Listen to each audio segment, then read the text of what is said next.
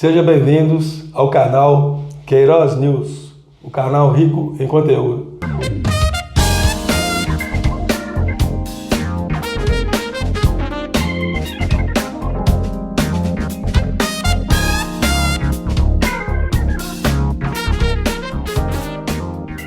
Eu sou Fabrício Queiroz e converso hoje com a doutora Dayara Silveira, que vai estar falando de um tema bem interessante e informativo para você.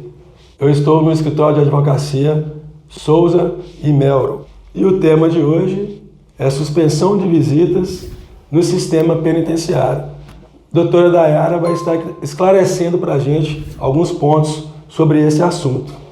Boa tarde, Fabrício. Boa tarde, pessoal. Então, desde o início da pandemia, a gente teve aí a suspensão decretada não só pela Sejus, né, que é a que organiza aqui o sistema penitenciário do nosso estado, como em todo o Brasil.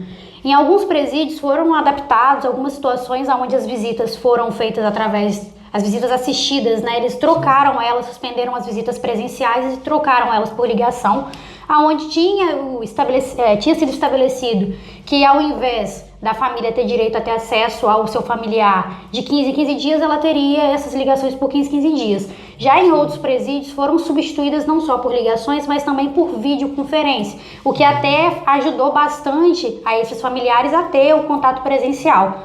O que acabou sendo um problema bem grande em relação à pandemia é que com o decorrer do aumento, né, dos casos, os acontecimentos que foram acontecendo em todo o Brasil, a gente foi vendo aí inúmeros casos de agentes penitenciários que foram contaminados e afastados do setor, o que foi piorando e dificultando cada vez mais o acesso das famílias às ligações, às videoconferências e tornando isso um caos, né? No caso, aumentaram os casos, né? Isso.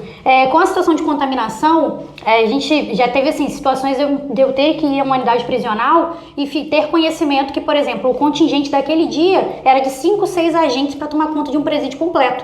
Sendo que normalmente é 15, 18 agentes para um plantão. A diferença é enorme. É uma diferença enorme. Então, nessa situação, por exemplo, dificulta a retirada de interno para ir até assistente social para fazer a ligação, a retirada de interno para atendimento médico, a retirada dos internos dentro da unidade prisional para qualquer outra necessidade especial.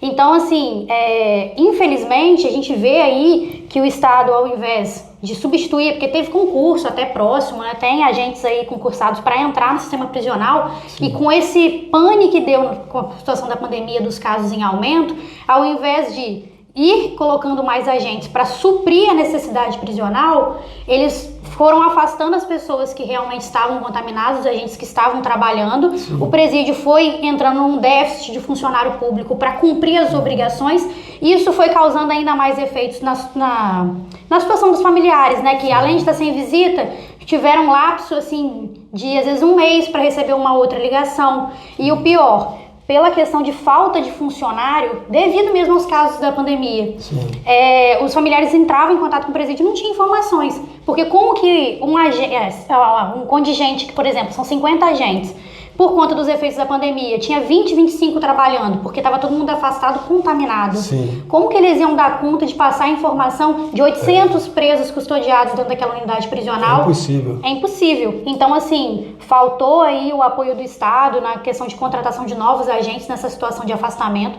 ainda mais tendo a questão do concurso, né?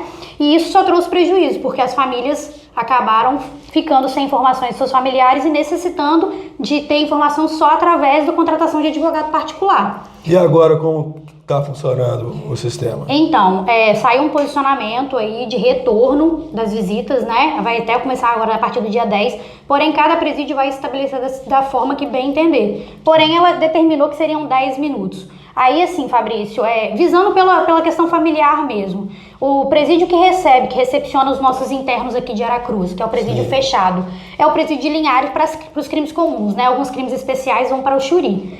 Nessa situação, por exemplo, tem familiares que moram na Bahia, tem familiares que moram em São Mateus, porque o presídio de Linhares, por exemplo, que é o CDRL, ele recepciona a maioria dos presos do estado, da região norte do estado, né?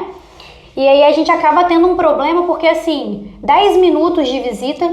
É muito pouco. Pelo parlatório, que é através de um vidro, por telefone, aonde são vários parlatórios, o que para nós que somos advogados é muito ruim atender um cliente, porque se tiver outro advogado às vezes falando do nosso lado atrapalha, porque a gente não consegue ouvir. Os telefones que são disponibilizados para esses atendimentos são péssimos, a qualidade que infelizmente assim que disponibilizam para nós advogados ele já é muito ruim. Sim. Imagina várias famílias, vários internos em toda essa situação. Ainda mais parando para pensar que as visitas vão ser em dias de semana, de segunda a sexta-feira, o que vai impossibilitar muita gente de poder ir, porque a maioria das pessoas trabalham. Sim. E pior, como que uma pessoa vai disponibilizar de forma financeira, de tempo, para fazer uma viagem e ir até a unidade prisional para ter direito a conversar por 10 minutos através de um vidro? Realmente a situação é delicada, né? É extremamente delicada, porque assim, eles não estão, foram liberando de forma gradativa, mas vai beneficiar somente aqueles que moram perto da unidade prisional, né?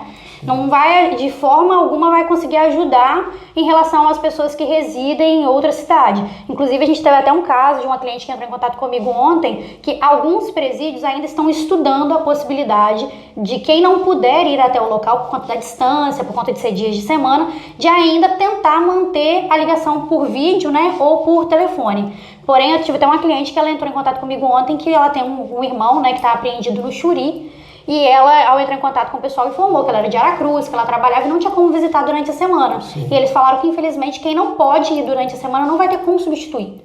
Não vai ter essa possibilidade. Ou seja, se você não pode vir, sinto muito. O seu parente vai ficar sem o telefone, sem a videoconferência e sem a visita de forma presencial. Então, assim, não estão visando de nenhuma forma tentar realmente suprir a necessidade da família que está aí há 3, 4 meses sem visitar. E mais, visando por esse lado de não haver essa substituição de quem não puder ir, a gente ainda consegue enquadrar a situação das famílias em grau de risco.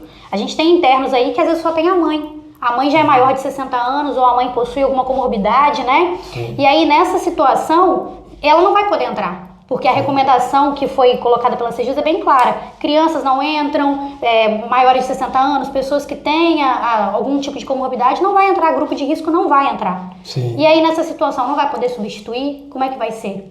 Então assim, tá um desamparo bem grande em relação às famílias, nem todo mundo infelizmente tem a condição de custear um advogado para ir até lá, fora que tiveram diversos casos dentro das unidades prisionais, onde não foram levados a conhecimento dos familiares. Sim. Nós advogados às vezes nos surpreendíamos com as situações lá dentro, né? Descobríamos os casos de contaminação. Sim. E se os advogados não tivessem ido lá e forçando e cobrando o atendimento médico, nem isso estava acontecendo. Tá aí as informações, doutora Dayara. É um momento crítico, mas as informações foram passadas e nas próximas entrevistas levaremos mais informação para você.